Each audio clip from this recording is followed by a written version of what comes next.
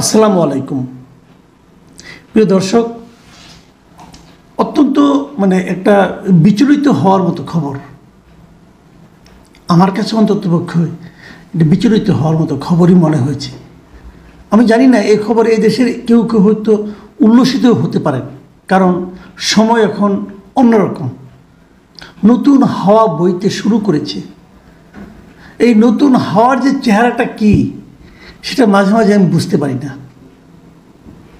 দেখুন, এই দেশটা স্বাধীন করেছে যে মুক্তিযোদ্ধারা।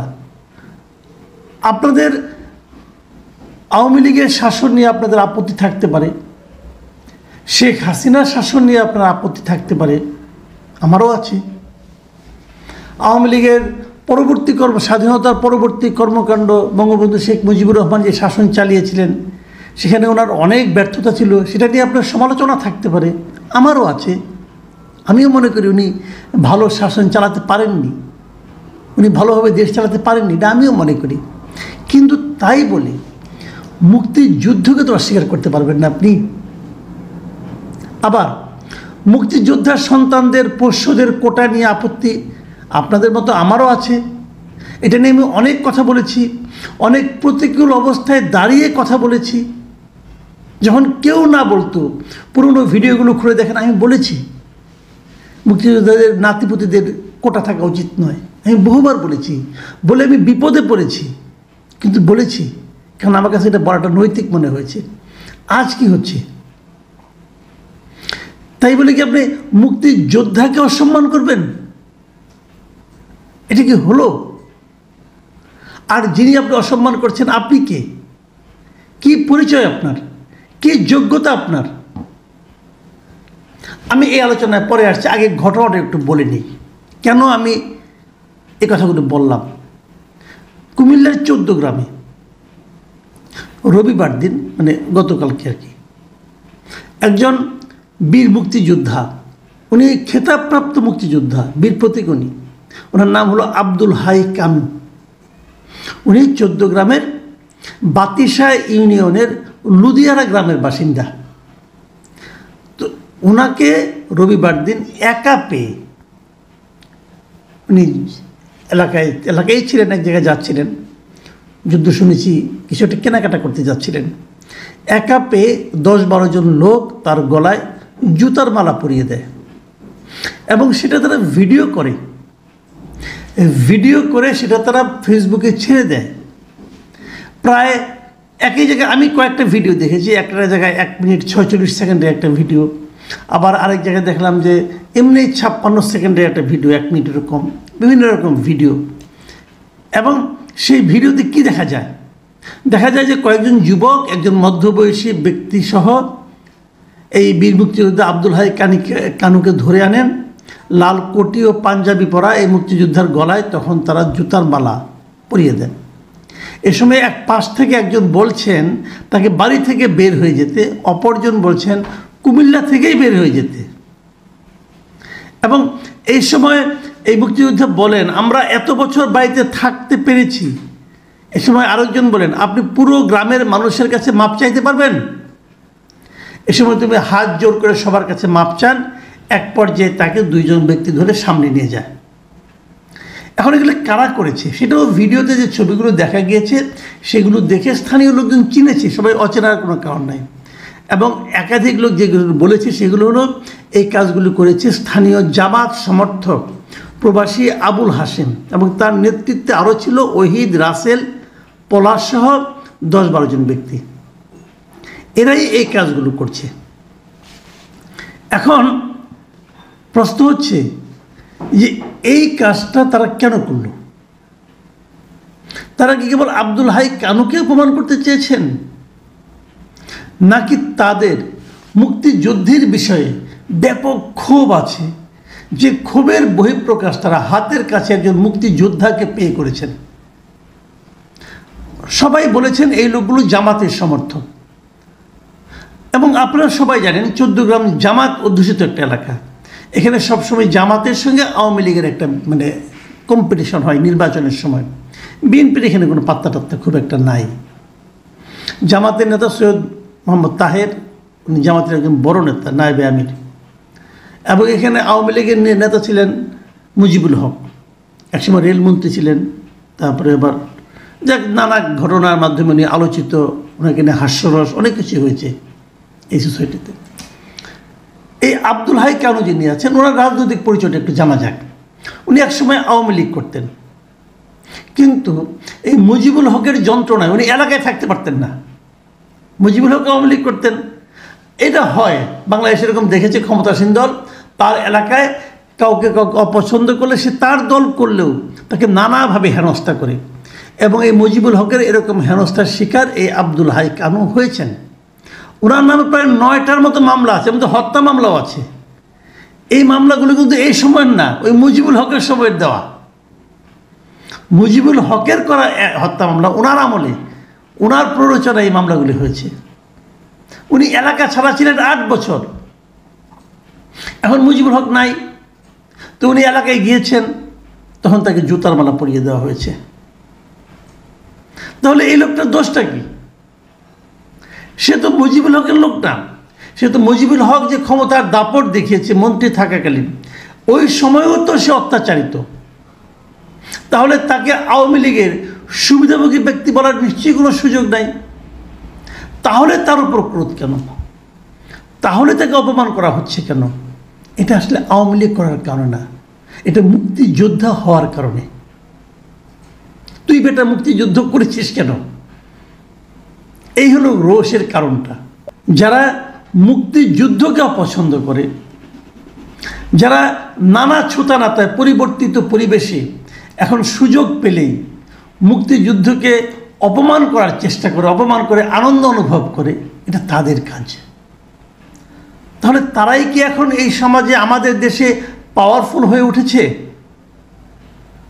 তাহলে তারাই কি সমস্ত প্রশ্নের ঊর্ধ্বে উঠে গেছে?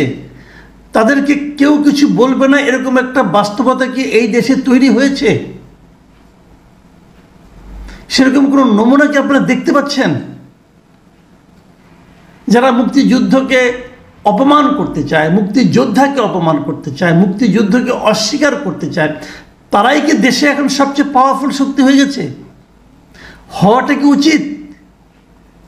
আমি প্রশ্নগুলো করছি, এই প্রশ্নগুলোর জবাব খুঁজছি আমি, এবং এই প্রশ্নগুলোর জবাব আমি এখন প্রথম খুঁজবো এই সরকারের কাছ থেকে, যে এমন একটা ঘটনার পর এই সরকার কি ভূমিকা নয় সেটা আমার দেখা দরকার।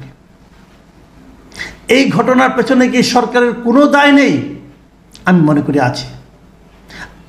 এর মধ্যে প্রধান উপদেষ্টা অফিস থেকে এই ঘটনার প্রেক্ষিতে নিন্দা প্রকাশ করা হয়েছে, বলা হয়েছে যে দায়ী ব্যক্তিদের শাস্তি দেওয়া হবে। এটা কি বলার মধ্যে থেমে থাকবে নাকি আসলেই কিছু হবে? এটা আমি দেখতে চাই।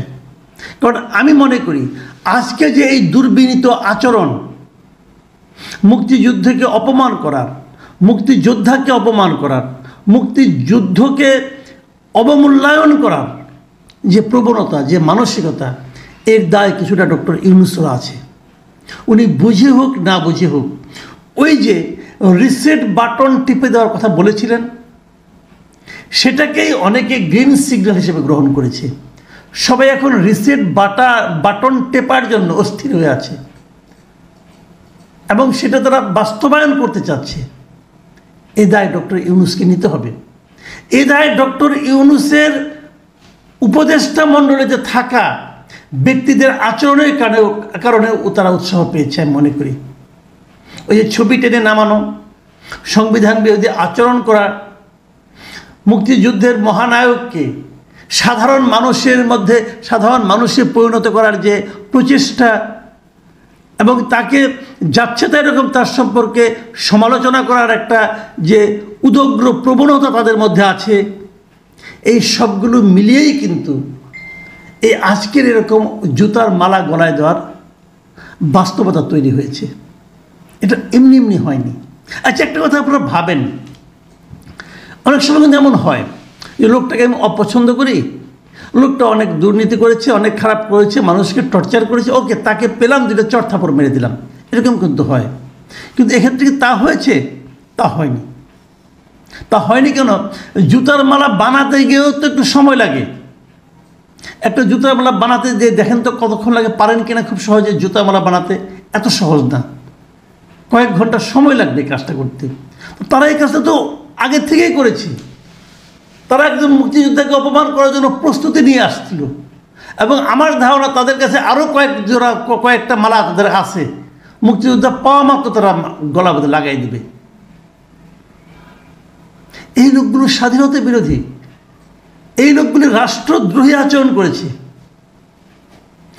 এইভাবে কি তাদের বিচার হবে? লোকজন বলেছে তারা জামাত সমর্থক। জামায়াতের উপজেলা আমির যিনি আছেন মোহাম্মদ মাহফুজুর রহমান, তিনি বলেছেন এই ঘটনার সাথে স্থানীয় জামাতের কোনো সম্পৃক্ততা নাই। প্রবাসী আবুল হাশেম আমাদের দলের কেউ না, তবে সমর্থক কিংবা অনুসারী হলেও হতে পারে। এই যে দলের কেউ না, সমর্থক বা অনুসারী হলেও হতে পারে, সমর্থক বা অনুসারী হলেও হতে পারে বললেন কেন? তার মানে উনি তাকে ভালোভাবে চেনেন, এখন দায় এড়াতে চাইছেন। লোকজন তো জানে ভাই এরা কারা, এলাকার লোকজন জানে না। আপনি সাংবাদিকদের কি বললেন না বললেন তাদের কিছু যায় আসে না। এই সরকার, আগের সরকার পতনের পর নতুন সরকার আসার সময় আমি বিভিন্ন সময় দেখেছি জামাতে ইসলামকে খুবই সংযত আচরণ করতে, আমি দেখেছি, আমি অস্বীকার করব না এটা। কিন্তু তারপরেও সবসময় সব জায়গায় বোধহয় কন্ট্রোল রাখা যাচ্ছে না। এর দায়ভার কিন্তু জামাতকেই বহন করতে হবে আমি মনে করি। সাধারণ মানুষের মন যদি একবার উঠে যায় না, ঝামেলা পড়ে যাবেন ভাই। সবশেষে আমি যে কথাটা বলবো, স্বরাষ্ট্র বিষয়ক উপদেষ্টা উনিও বলেছেন বিচার হবে। আমরা সেই বিচারটা দ্রুততার সঙ্গে দেখতে চাই।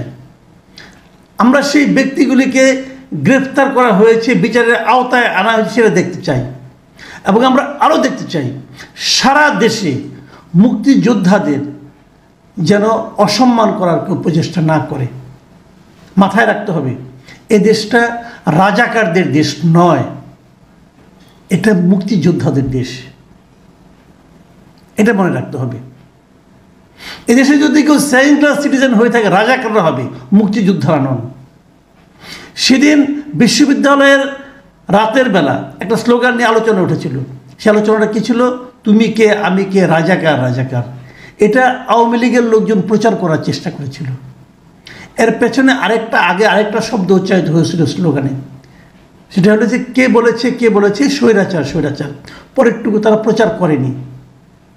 যদি পরেরটুকু না থাকতো এই স্লোগানটা কেউ গ্রহণ করতো না। এবং যদি ওই সময়ে শেখ হাসিনা ওই ধরনের কথা না বলতেন, রাজাকারের বাচ্চা এটসেট্রা এটসেট্রা, তাহলেও এটা এরকমভাবে কিন্তু পেত না। তার মানে ওই জন্য স্লোগান উচ্চারিত হয়েছিল বলে এটা মনে করার কোনো কারণ নাই যে রাজাকার হওয়ার মধ্যে, নিজেকে রাজাকার হিসেবে পরিচয় দেওয়ার মাধ্যমে সম্মানিত হওয়ার কোনো সুযোগ আছে।